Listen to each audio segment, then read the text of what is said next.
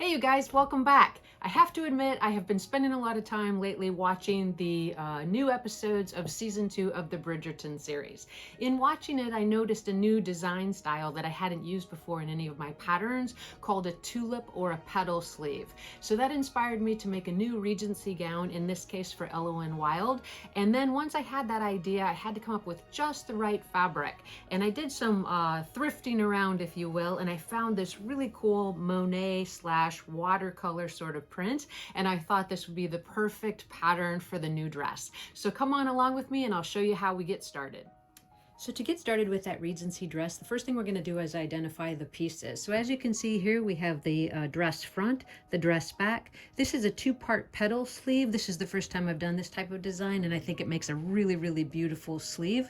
Then we have the front of the actual dress, and this is actually the back of the dress with an attached train. I found this really amazing material as an upcycle from a thrift store today, and as you can see, it sort of has a flowered Monet print, and I'm super excited to see how this turns out on the dress. Today we're going to be constructing this for the actual 16-inch Ellowyne Wild doll. So the first step in the construction of the Regency style dress is to grab our front bodice section and to get the dart sewn. So we'll do that step now.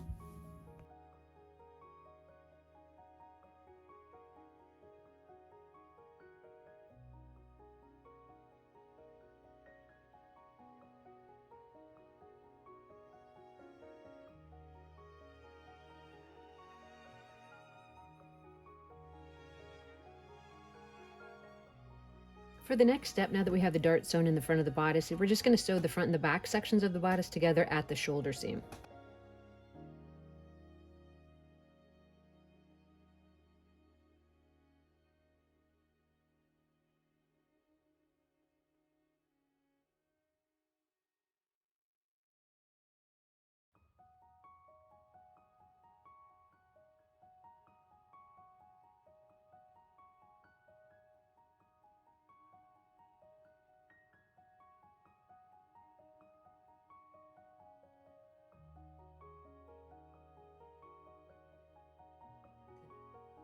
With the bodice of the dress constructed, we're going to move on to the sleeves. We have pressed these shoulder seams open as well as pressed the darts. Here's the two pieces for the sleeves that we're going to be working with, and this is going to actually form what is called a tulip sleeve or a petal sleeve, depending on where you're reading about it. It's a two-part sleeve that eventually becomes one, and once you have it hemmed on this inside edge, you'll actually baste the two pieces together, and then you'll put the sleeve into the bodice the same way you would a regular sleeve. You do want to note when you're looking at the pattern pieces that there is a center or top seam to that sleeve cap, and that's going to line up with the shoulder seam. And then there's two notches to go to the back of the actual bodice and a single notch to go to the front of the bodice. So you want to make sure that you do lay these over each other so that you have two different sleeves, but they're both sewing into the bodice in the exact same way. So the first step is going to be just to go ahead and get this hemmed edge, as you can see, as indicated on the pattern. I'm going to use less than a 1/4 inch seam on this. I'm going to actually do a real quick zigzag stitch. This is a polyester fabric that I'm working with. Then I'm going to turn it up for a super narrow hem, give it a press, and then top stitch it. So once we have those couple of steps done, I'll show you how to actually put the sleeves together so that you make sure when you put it into the bodice, it's going in properly. So let's get those sleeves hemmed. So let's get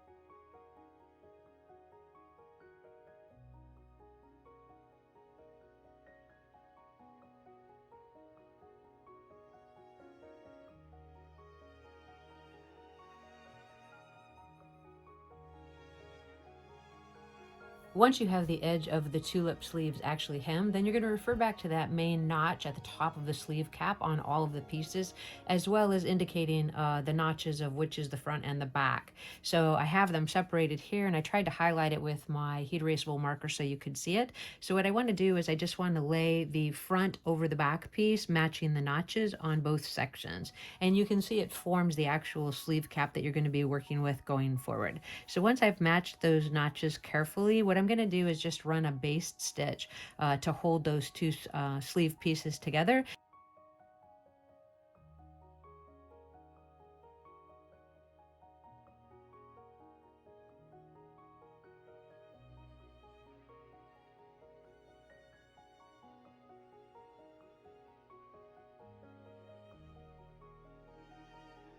All right, now that we have our sleeves actually sewn together, we're going to treat them as one going forward, and we're going to actually get them attached to the bodice. Please keep in mind that those notches are going to indicate which side of the sleeve goes to which side of the bodice. The double notches go to the back and the single notch goes to the front, so that the overlap appears the same on both sides. So let's grab our bodice and get these pinned into place and get these sewn into place.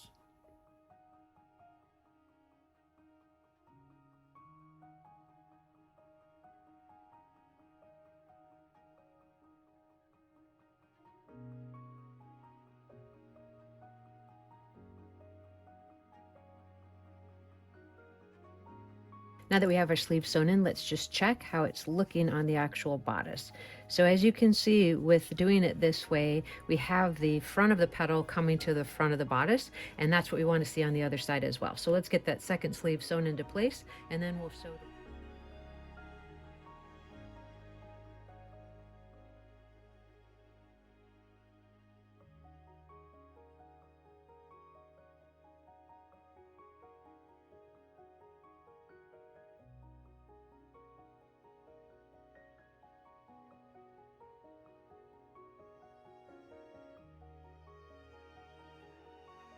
We're going to get the bodice front and back sections sewn together at the side seam.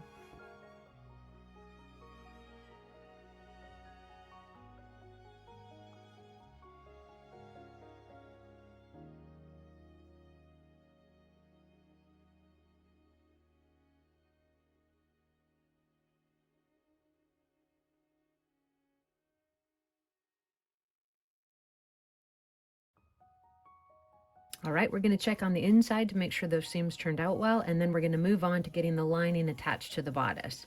So you wanted to make sure you match those underarm seams on the side seam, which looks great. And the petal sleeves are also looking really nice, so I think it's coming together quite well. Now, at this point, you could try this really quickly onto your doll, make sure that the fit's going well before you start the lining, and I think that's what I'm going to do now. So Pedal Pusher Ellowyne is actually our fit model for today. She's one of the newer Ellowynes that I received through the virtual doll convention. Robert Tonner has an agreement with Rachel Hoffman to continue to put out Ellowynes through the virtual doll convention for several more runs. So if you're interested in seeing the latest releases of Ellowynes or information about her, you can check with Rachel at thevirtualdollconvention.com, and I'll leave a link to that information in the description below. All right, so here's Pedal Pusher, and I think she's looking great. The bodice is coming together. I really like the detail on the sleeve, and I think it was a good choice. Like I said at the beginning, I hadn't done this type of design before, and I think it was pretty easy to add that detail without too much extra effort. So we have the bodice pinned together in the back. When you're doing the fit at this stage, you're looking for about a 1/2 inch overlap of the front and the back, because the left back opening will be finished and the right back opening will be zigzagged closed. So now off camera, I already created the actual lining. The construction steps were exactly the same as they were for the bodice. The only difference being no sleeves, and that the sleeve armhole opening was actually zigzag just to finish that raw edge. So the next step is going to be to pin the lining to the bodice with right sides together, sew across the neck edge and down the left back opening.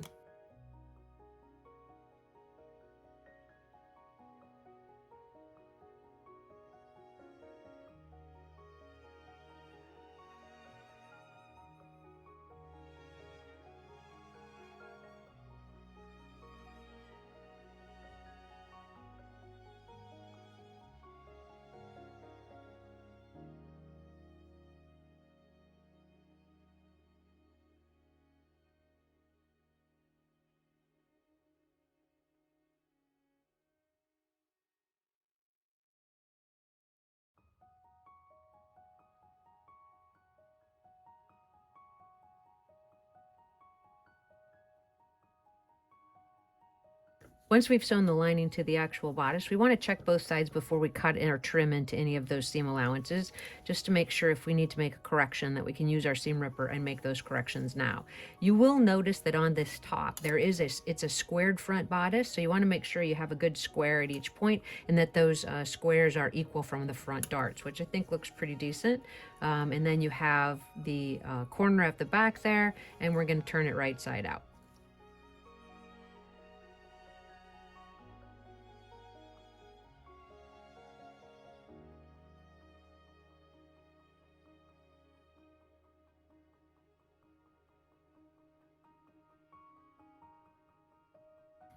All right, well, if you've made it this far in the construction, congratulations. We've actually completed the most difficult part, and the rest of the steps are relatively easy. We're going to get the back sections of the skirt sewn to the front at the side seam and then hem the skirt, and then we'll get it attached actually to the bodice and see how our project is coming along.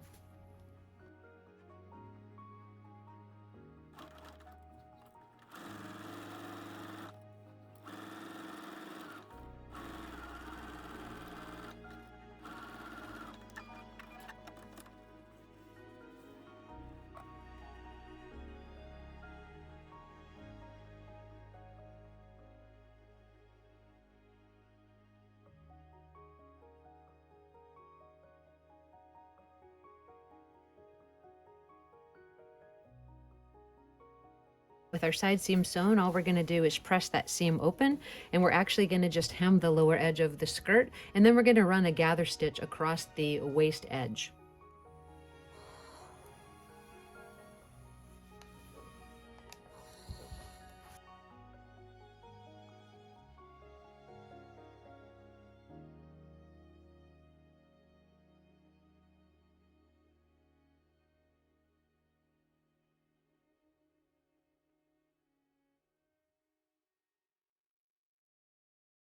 All right, I did that zigzag stitch so that I could have a nice narrow hem at the bottom, and I think that's going to be best with this fabric.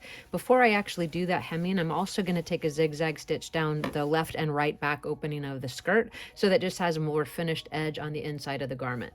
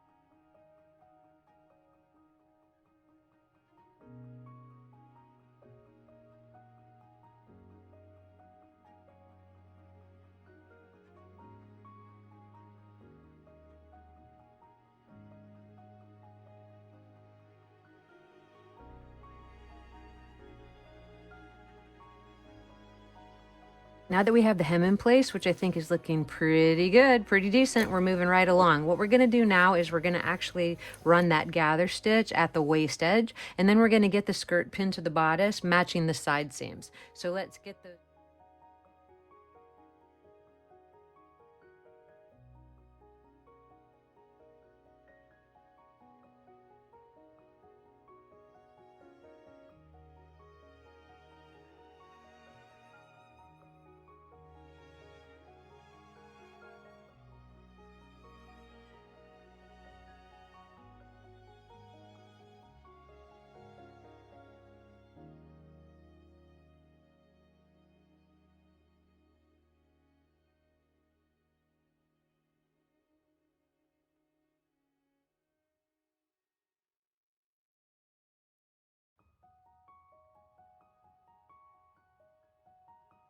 Once you have the skirt sewn to the actual bodice, you want to just check both sides before you take any additional pins out or trim into that seam allowance at all. You want to make sure that you don't have any unnecessary tucks or puckers, and that everything looks pretty even all the way across, which in this case I think it looks pretty good.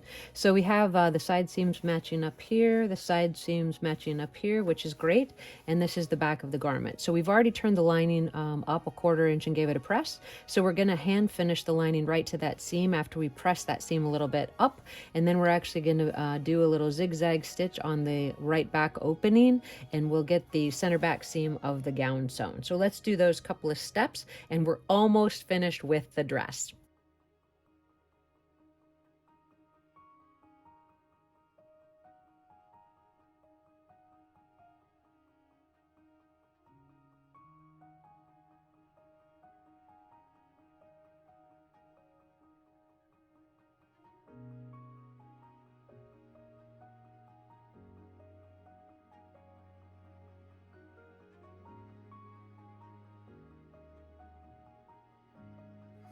With the lining sewn to the dress at that waist section, the next thing we're going to do is just run that zigzag stitch across the right back opening just to secure that raw edge. The next step is going to be to place the skirt right sides together and sew the center back seam from the hem edge to the dot as indicated on the pattern.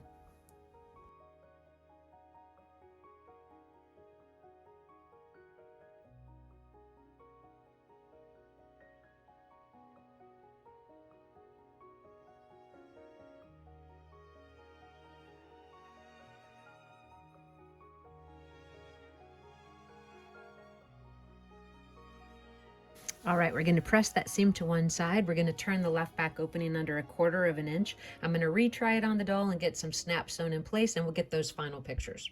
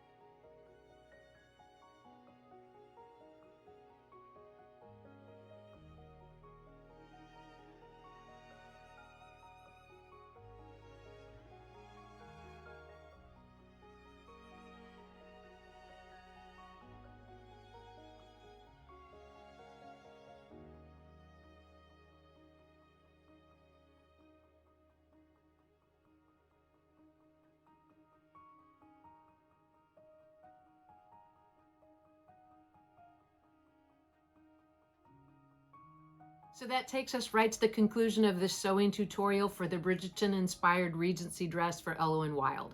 I really appreciate you guys coming along with me today. If you have any questions about the construction, please list it in the comment section below. Look for that Spencer style jacket that's going to be a companion piece in this pattern within the next couple of days, and soon this Ellowyne pattern will be released. I appreciate you guys so much for following me along. Please hit that subscribe and like button, and I'll see you in the next video.